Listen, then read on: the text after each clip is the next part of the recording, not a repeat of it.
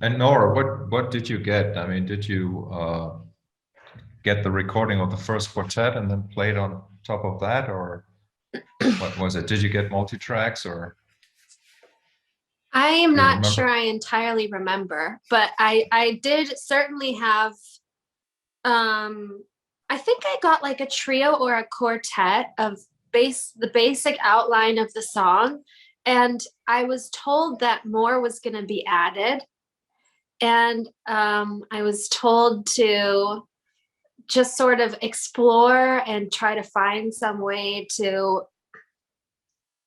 kind of, I don't know. I guess I think of it as just sort of weaving in between. I don't really think of myself as like being on top. Like some people say, play on top of this or solo on top. I don't know. That doesn't really make sense to me. I try to go like through stuff and to connect.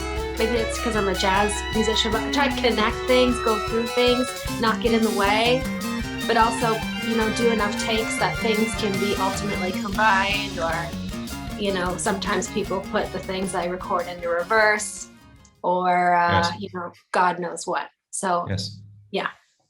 So the let's call it the basic tracks, the actual piece, which became the basic tracks for all the other experiments. Did you guys actually work from a transcription, Octavio, or did you learn it? Like, did people show you the parts? This is interesting to me, like, in how far it is like a written version, which I think there must be, right? Has it been written down? Yes, but it's not completely perfect. It has Uh-huh. some issues and mistakes, Mhm. but we learn it from the score mostly. Okay. And we divide the four lines. I already had my line because it's the line that I always play.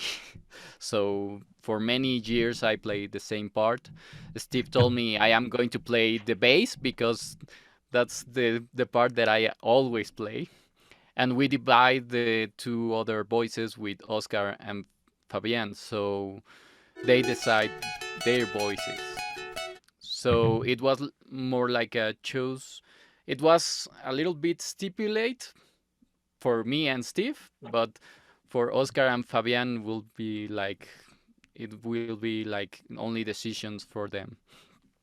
So we learned it from that way. No one ever taught me this song because it was funny.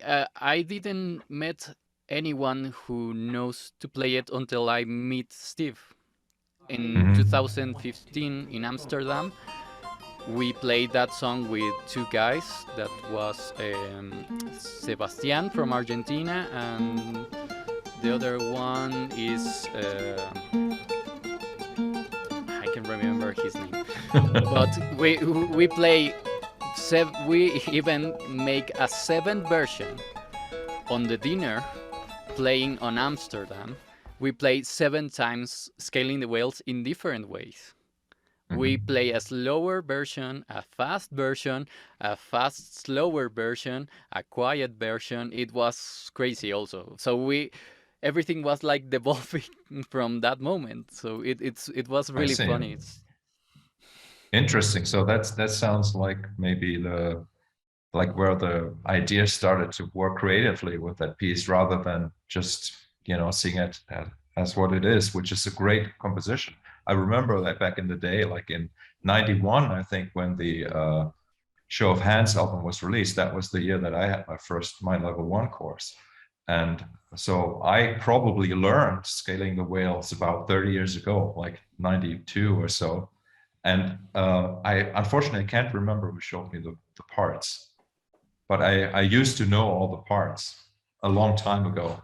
So thanks for thanks for inviting me, because I somehow feel connected to this piece. And I was never aware that it was Trey who had written it.